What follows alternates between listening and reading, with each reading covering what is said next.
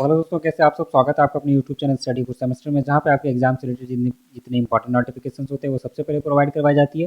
और साथ ही आपके एग्जाम्स की तैयारी बहुत ही आसान और सरल शब्दों में करवाई जाती है। तो हाजिर है फिर से एक और नए वीडियो के साथ। तो आज का हमारा वीडियो का टॉपिक, जैसा कि आप यहाँ पे स्क्रीन पर देख पा रहे होंगे, कि आज का हमारा टॉपिक जो है वो BBU सेमेस्टर 6 के सेशन 2022-26 वालों का सोशोलॉजी मेजर पेपर 13 के ऊपर हमारा आज का टॉपिक होने वाला है। ठीक है, तो अगर हम लोग प्रश्न का बात करें कि इस टॉपिक्स में, मतलब कि आज का हमारा टॉपिक का प्रश्न क्या है, तो प्रश्न यहाँ पे आप देख पा रहे हैं कि प्रश्न है, जनसंख्या नीति को लागू करने में आ रही समस्याओं और उनकी विफलताओं का विश्लेषण कीजिए। ठीक है, यहाँ पे हम लोग देखेंगे, इस वीडियो में हम लोग जानेंगे कि जनसंख्या नीति को लागू करने में क्या क्या समस्याएं आ रही है और उनकी विफलताओं के कारण क्या क्या हैं। इन सभी चीज़ों को हम लोग आज इस वीडियो में कवर अप करेंगे। ठीक है, तो यहाँ पे हम लोग उत्तर का शुरुआत करना स्टार्ट करेंगे, मतलब कि उत्तर लिखना स्टार्ट करेंगे। और क्या लिखेंगे सबसे पहले उत्तर में, तो शुरुआत हम लोग करेंगे प्रस्तावना के साथ। और उसमें क्या लिखेंगे कि भारत विश्व का सबसे अधिक जनसंख्या वाला देश है।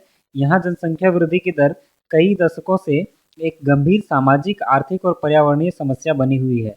जनसंख्या में तीव्र वृद्धि के कारण देश में बेरोजगारी, गरीबी, शिक्षा, स्वास्थ्य, आवास और संसाधनों की कमी जैसी समस्याएं निरंतर बढ़ती जा रही है। इन परिस्थितियों को ध्यान में रखते हुए भारत सरकार ने स्वतंत्रता प्राप्ति के बाद से ही जनसंख्या नियंत्रण और परिवार नियोजन नीति को लागू करने का प्रयास किया।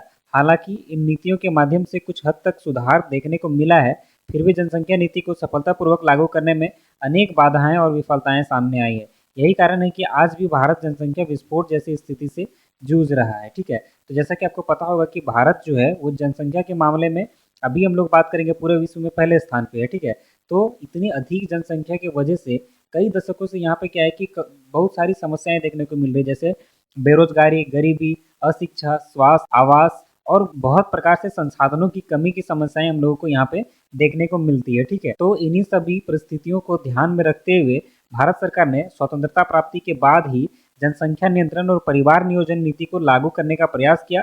लेकिन अगर हम लोग बात करेंगे कि इसकी सफलता कितनी हुई, तो बहुत कम हद तक ही सफल हो पाया। लेकिन हाँ, इसने समाज में कुछ बदलाव जरूर किया है। ठीक है, तो आज हम लोग जानेंगे कि वो कौन से कारण थे, वो कौन कौन से कारक थे जिसके वजह से जनसंख्या नीति को सफलतापूर्वक लागू करने में कठिनाई आ रही है सरकार को। ठीक है, तो हम लोग इसी के ऊपर आगे चर्चा करेंगे। तो नेक्स्ट हम लोग हेडलाइन बनाएंगे कि जनसंख्या नीति का उद्देश्य, इसका उद्देश्य क्या होता है। तो देखिए, सबसे पहले हम लोग कैसे लिखेंगे कि भारत में जनसंख्या नीति के मुख्य उद्देश्य यह है कि देश की जनसंख्या वृद्धि दर को नियंत्रित किया जाए, ताकि विकास योजनाओं का लाभ हर नागरिक तक समान रूप से पहुंच सके। इसके साथ ही नीति का लक्ष्य यह भी है कि प्रत्येक दंपति को छोटा परिवार, सुखी परिवार के आदर्श को अपनाने के लिए प्रेरित किया जाए। सरकार की नीतियों में निम्नलिखित प्रमुख उद्देश्य निहित हैं। कौन कौन से उद्देश्य हैं, तो सबसे पहला क्या है कि जनसंख्या वृद्धि दर को कम करना। दूसरा, जन्म दर और मृत्यु दर के बीच संतुलन स्थापित करना। तीसरा, परिवार नियोजन के संसाधनों पर प्रसार करना, संसाधनों का प्रसार करना। चौथा है महिलाओं को शिक्षा एवं स्वास्थ्य सुविधाएं प्रदान करना। पांचवा है मातृ और शिशु मृत्यु दर को कम करना। ठीक है, और छठा है समाज में परिवार नियोजन के प्रति जागरूकता उत्पन्न करना।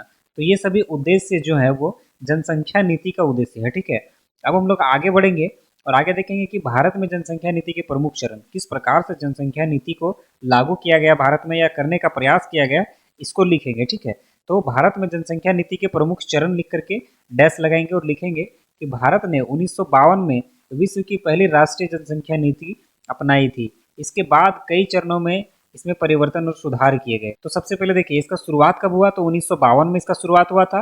और क्या लिखेंगे इसमें कि 1952 पहला परिवार नियोजन कार्यक्रम शुरू हुआ। ठीक है, यहाँ पे ऐसे भी लिख सकते हैं कि 1952 में पहला परिवार नियोजन कार्यक्रम का शुरुआत किया गया। ठीक है, नेक्स्ट है 1976।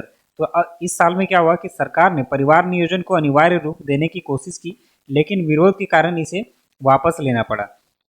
फिर 2000 ईस्वी में क्या हुआ कि नई राष्ट्रीय जनसंख्या नीति लागू हुई, जिसका लक्ष्य था 2045 तक स्थिर जनसंख्या प्राप्त करना। ठीक है, पैराग्राफ चेंज करके ये लाइन लिखेंगे कि इस नीति में प्रजनन, स्वास्थ्य, शिक्षा, गर्भ निरोधक साधन और महिला सशक्तिकरण पर विशेष ध्यान दिया गया।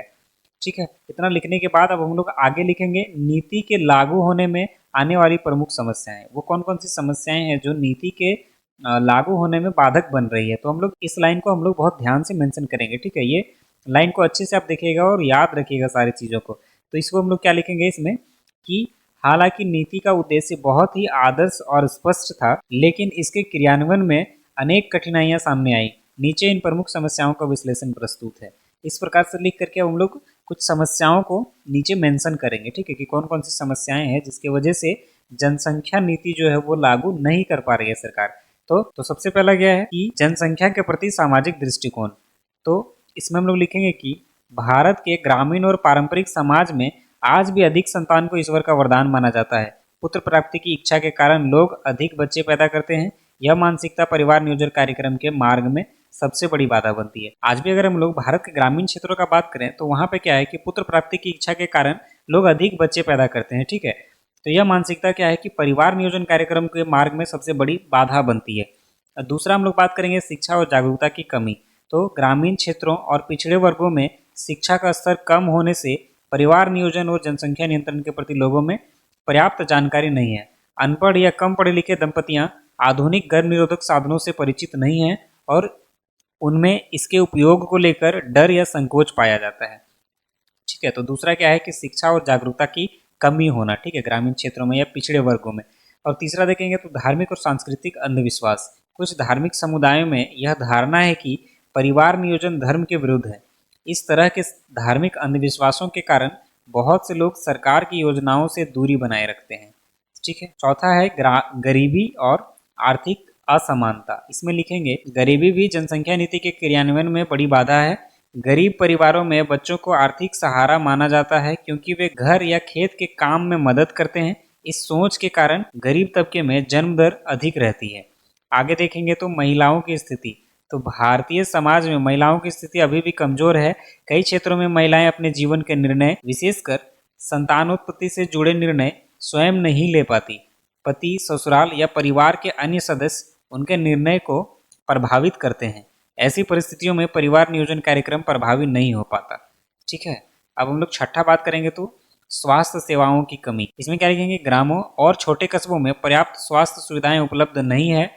वहां प्रशिक्षित स्वास्थ्य कर्मी, डॉक्टर या नर्स की कमी के कारण गर्भ निरोधक साधनों का वितरण और उपयोग कठिन हो जाता है, ठीक है। अब सातवां देखेंगे तो प्रशासनिक लापरवाही। सिर्फ अगर हम लोग बात करें तो यहाँ के लोग ही नहीं बल्कि प्रशासन भी इसका जिम्मेदार है, जिसके वजह से ये नीति पूरी तरीके से लागू नहीं हो पा रही है, ठीक है। तो इसमें क्या लिखेंगे कि कई बार सरकारी नीतियां केवल कागजों पर ही सीमित रह जाती है।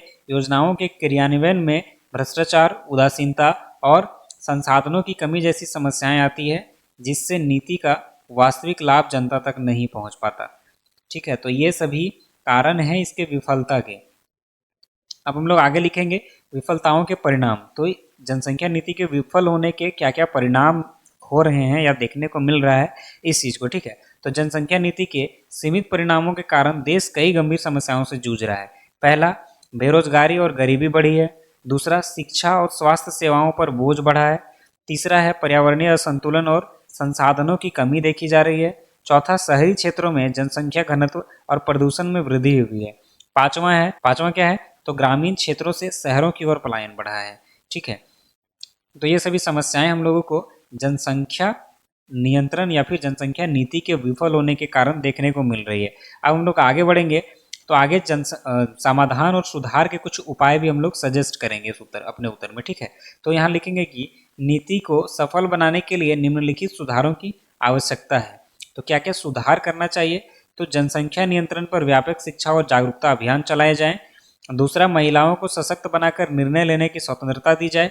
तीसरा, ग्रामीण क्षेत्रों में स्वास्थ्य सेवाओं का विस्तार किया जाए।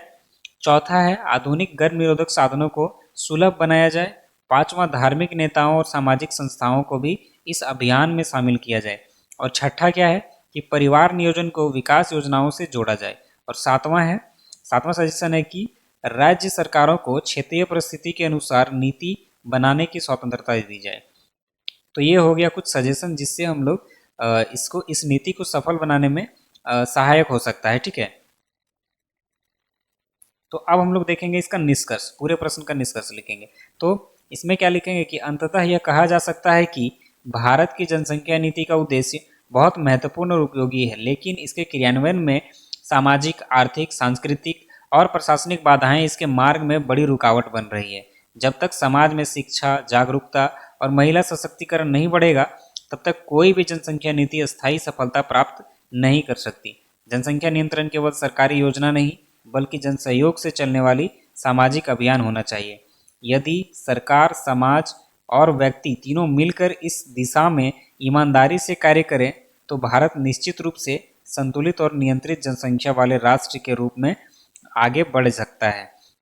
तो इस प्रकार से आपको निष्कर्ष लिखना है और यहाँ पे हमारा पूरा उत्तर पूरी तरीके से समाप्त होता है। ठीक है, तो इसी प्रकार से आपको भी आपके आंसर शीट में पूरा लिखना है। तो उम्मीद करते हैं कि ये आंसर आपको समझ आया होगा।